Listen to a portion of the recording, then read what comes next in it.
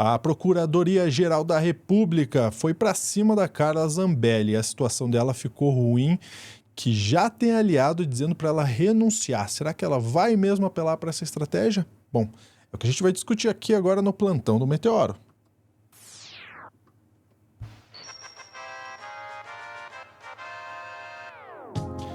Renuncia ou não renuncia? Podia ser um quadro de programa show game, né?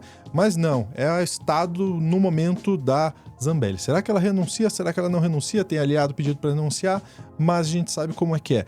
Vamos chamar a Sofia Labanca aqui na tela, Sofia, porque... Opa, apertei o botão do plantão de novo, não tem problema. Já vou chamar a Sofia aqui na tela para a gente saber, Sofia, ela renuncia ou ela não renuncia? Olha, eu acho que não renuncia, mas vamos lá, vamos explicar o contexto disso tudo aí que está acontecendo.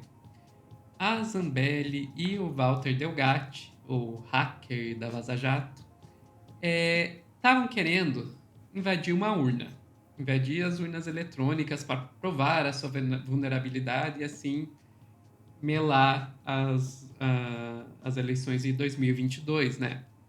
Só que não rolou. Por quê? Porque nossas urnas são bastante seguras, né? Elas sequer estão conectadas à internet para que o hacker possa invadi-las.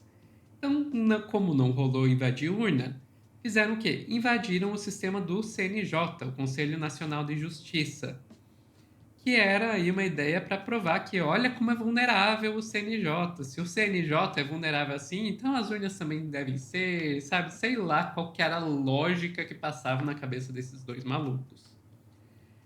E assim, eles conseguiram invadir aí o CNJ, o Walter Delgatti, inclusive, compareceu à CPI do 8 de janeiro e revelou algumas das senhas que eram usadas no sistema do CNJ, e você vê que não devia ser muito difícil invadir, porque eram umas senhas nível 1, 2, 3, 4, 5, 4, 3, 2, 1, sabe?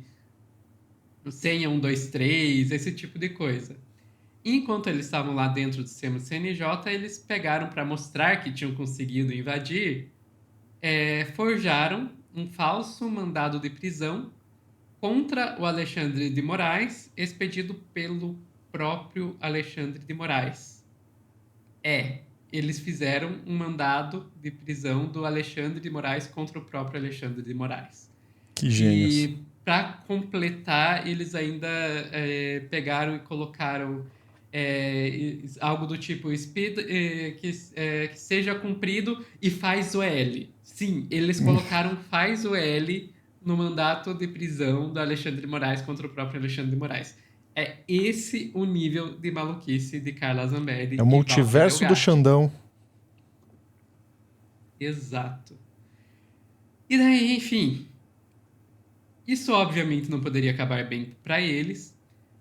Agora a gente tem aí a Procuradoria-Geral da República, de fato, indo para cima da Carla Zambelli. Vamos lá para a Globo News para ver um pouquinho dos detalhes. Júlia, foi uma denúncia feita pelo próprio Procurador-Geral da República, Paulo Gonet. Ele denunciou a Carla Zambelli, o hacker Walter Delgatti. Ela está denunciada como mandante e essa denúncia é pela prática de 10 crimes. Tem 7 relacionados à invasão de dispositivo informático e 3 relacionados à falsidade ideológica, porque inseriram ali documentos falsos no sistema. Entre eles, esse mandado que nunca existiu de prisão de Alexandre de Moraes. Vamos pegar aqui mais informação, a Júlia está colocando aqui também.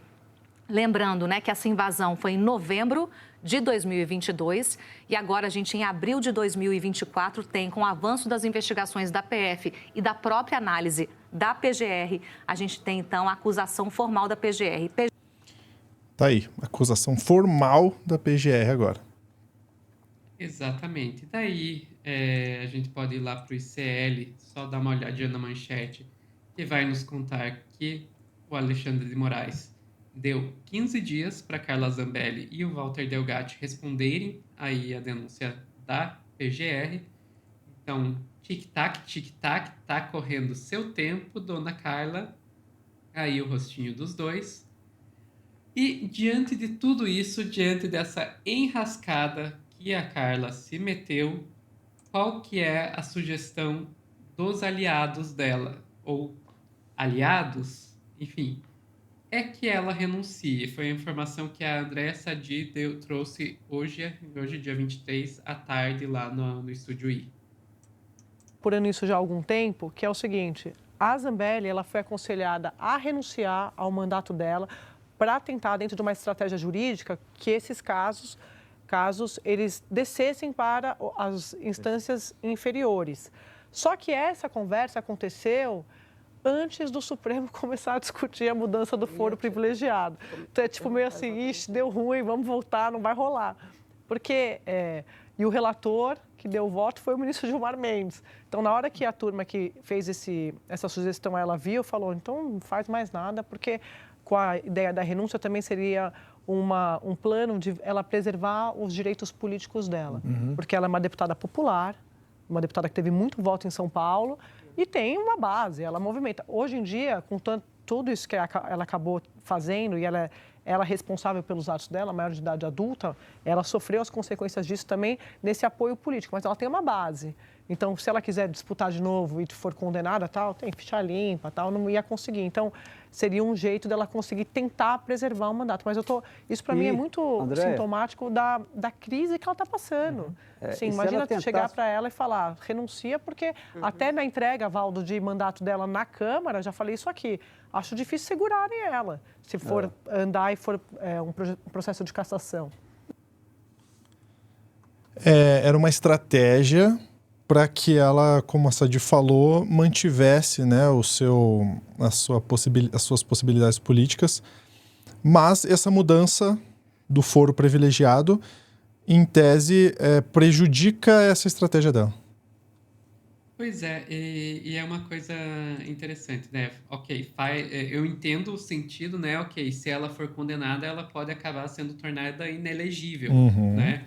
Então seria melhor renunciar dessa forma que daí nas próximas eleições ela poderia se candidatar de volta e que é muito muito positivo, né, para o partido dela, porque graças ao quociente eleitoral, ela se elegendo e trazendo muitos votos, não vai ser voto só para ela, vai ser voto que vai ajudar a carregar outros candidatos do partido.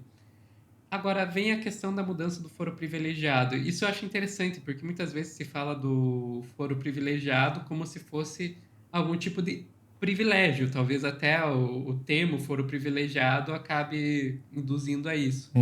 Mas no caso dela, assim como a gente está vendo em outros casos também, agora o caso do Moro, por exemplo, ser julgado pela instância superior é mais negativo. No caso do Moro é um excelente... No caso da Dallagnol, porque o do Moro ainda está correndo, então ainda podemos ter alguma reviravolta. Apesar de que todo mundo já está dando como certo que ele vai perder no TSE, ainda pode ter alguma reviravolta. Pega o caso do Dallagnol, que foi inocentado no TRE do Paraná e acabou sendo condenado no TSE. Ou seja, o foro superior foi negativo para ele. E no caso da Zambelli é um excelente exemplo disso. Ela sendo julgada pelo TSE, pelo STF, é pior para ela do que se ela for julgada pelas instâncias mais baixas, for julgada por um TRF, mesmo um TJ da vida. Especialmente para uma pessoa que supostamente forjou um documento do Alexandre de Moraes, ministro do STF, em nome dele, contra ele. Na época estava no TSE. Pois é. Então, o foro privilegiado, nesse caso, para ela, não é um privilégio. Agora, o que aconteceu foi mudado o entendimento de como funcionou o foro privilegiado. Porque o foro privilegiado antes funcionava só para quem estava no cargo. Então, ela, como deputada federal, tinha foro privilegiado. Ela renunciando, não teria mais foro privilegiado, seria julgada nas instâncias inferiores. Com o novo entendimento, o que acontece? Ela sendo ex-deputada, ela continua tendo foro privilegiado. E daí, ferrou. Ela pode ir renunciando ou não, ela vai ser julgada na instância superior. Tá aí, então, a tática de renunciar já cai por terra, né? Então, provavelmente ela não deve renunciar. Eu imagino que não. Ela ainda poderia pensar em renunciar numa estratégia de, como eles falaram ali, manter os direitos políticos dela. Mas isso seria numa eventual processo aí, pensando na questão de inelegibilidade. Ela não está enfrentando só isso, ela está enfrentando aí a possibilidade de parar na cadeia. Inclusive, daí essa questão dos direitos políticos acaba sendo um pouco menor. Perfeitamente. Começamos com a pergunta, terminamos aqui com a nossa possível resposta em relação a isso. Muito obrigado, Sofia. Imagina, eu que agradeço. O que você acha que vai acontecer, hein? Eu quero saber de você nos comentários. Ela renuncia ou ela não renuncia? Ela vai presa ou ela não vai presa? Comenta aí pra nós. Um abraço. Até mais.